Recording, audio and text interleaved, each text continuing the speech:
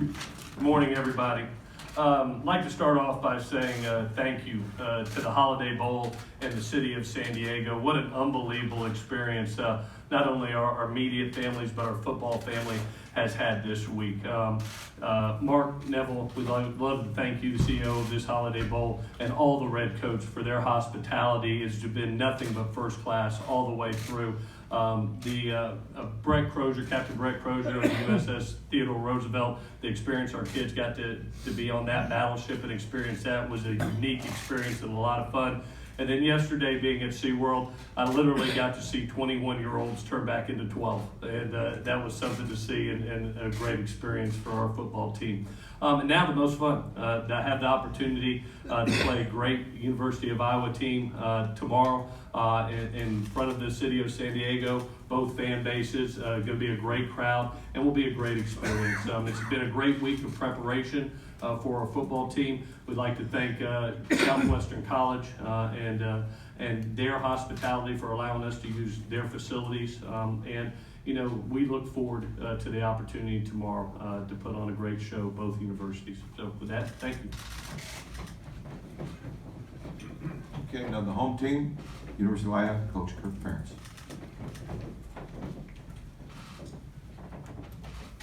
Thank you. First of all, it feels kind of strange to be the home team in California. We're playing Southern Cal.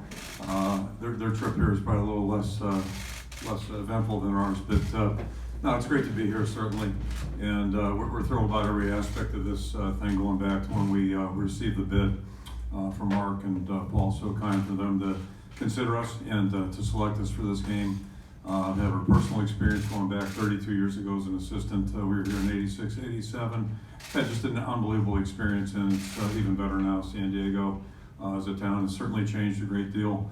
But one thing it hasn't is the hospitality extended by all the Red Coats, everybody associated with the bowl. So it's been first class for our players. They've enjoyed every bit of the experience. The naval ship yesterday at the zoo, things that we certainly can't duplicate in Iowa City. And an opportunity to play a really outstanding football team tomorrow night. So every bit about the trip's been great, and we're just thrilled to be here. Thank you. Okay, we're going to take questions. We would appreciate if somebody if anybody has questions, to go to the mic in the back so everybody can hear.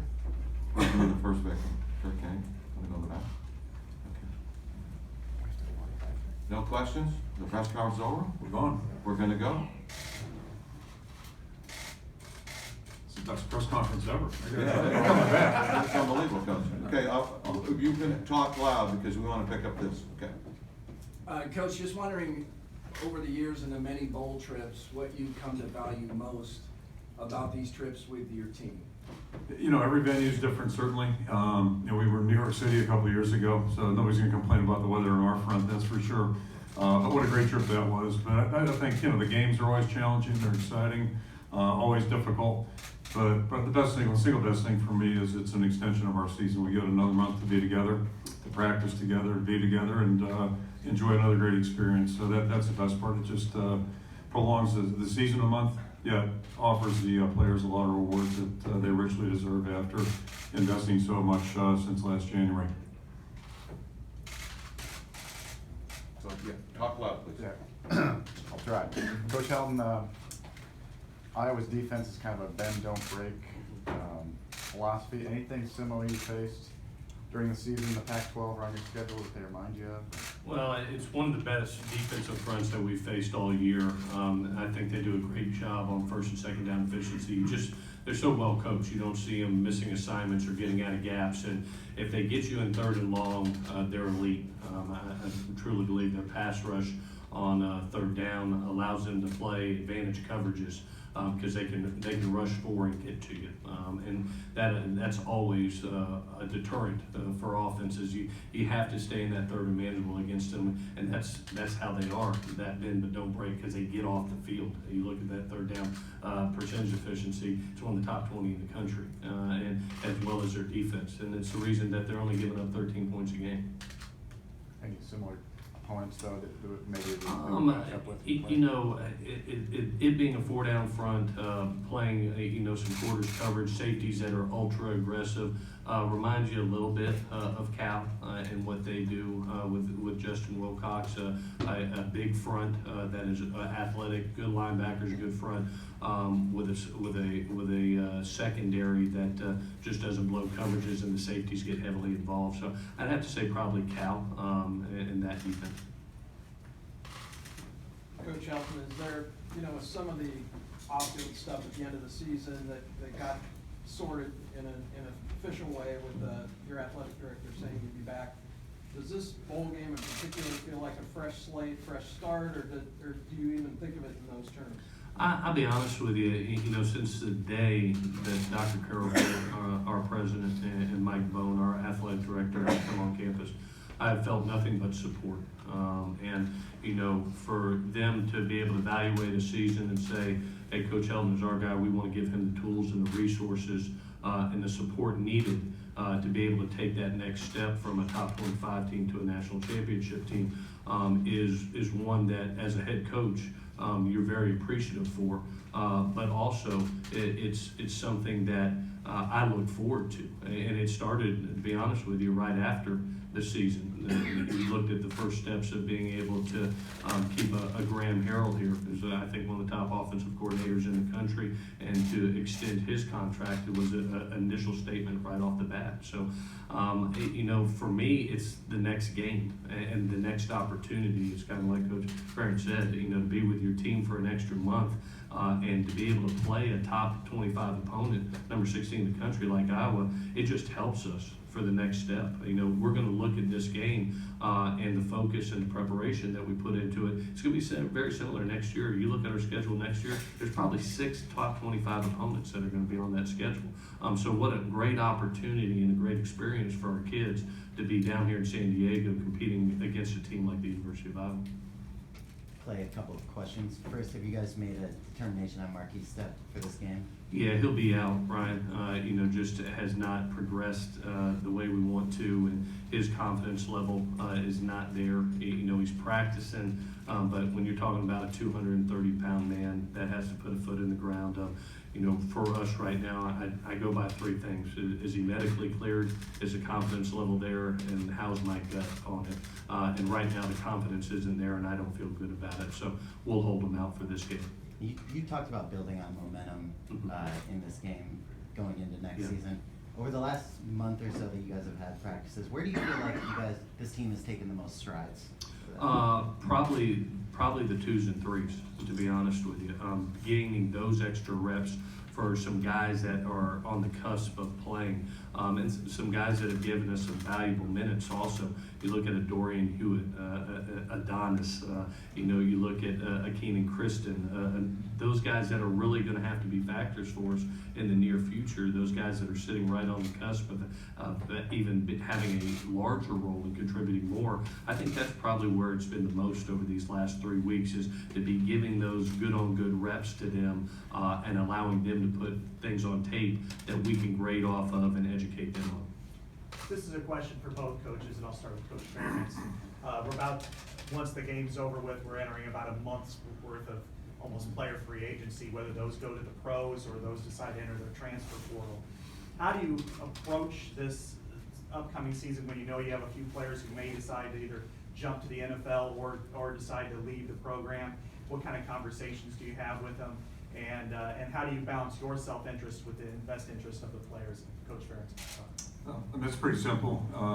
We'll just continue dialogue, and we've already tried to present accurate information regarding the topic you're talking about, and we've given them all that. We'll go in more depth after the new year here, but right now our focus is on this game, quite frankly, and we've asked the players to put it aside. They've done a great job of that. They get it. They're mature guys, and they understand. It's all about this game. Plenty of time for everything else afterwards, and quite frankly, one nice thing about playing the 27th, we go a little bonus time to think about stuff, and that'll be one of the topics.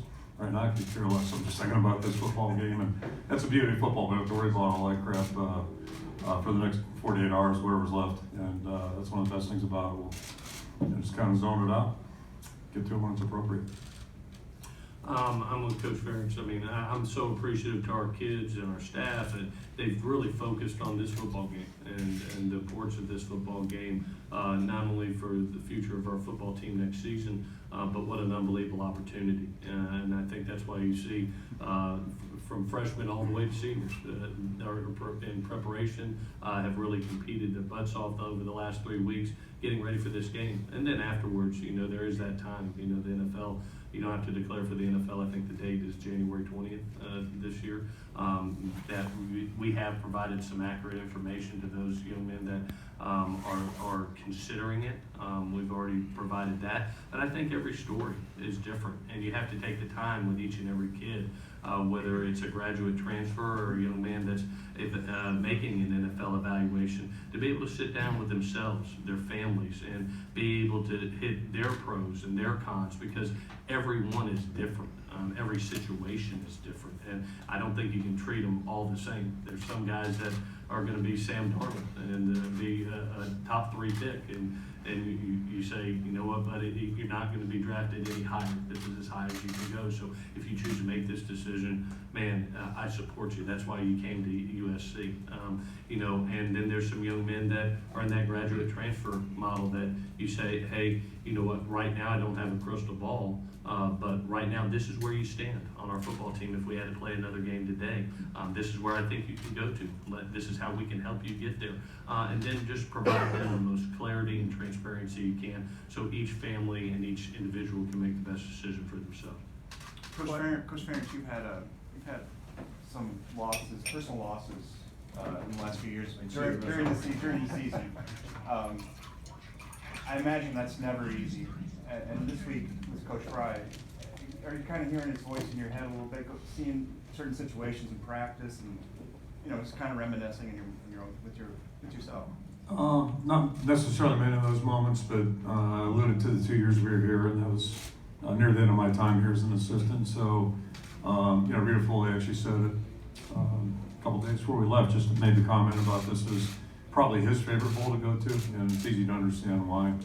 So, maybe had one of those moments that day. But, the biggest thing is, I think, his impact, just overriding with our program, is so significant. And same thing with the Big Ten.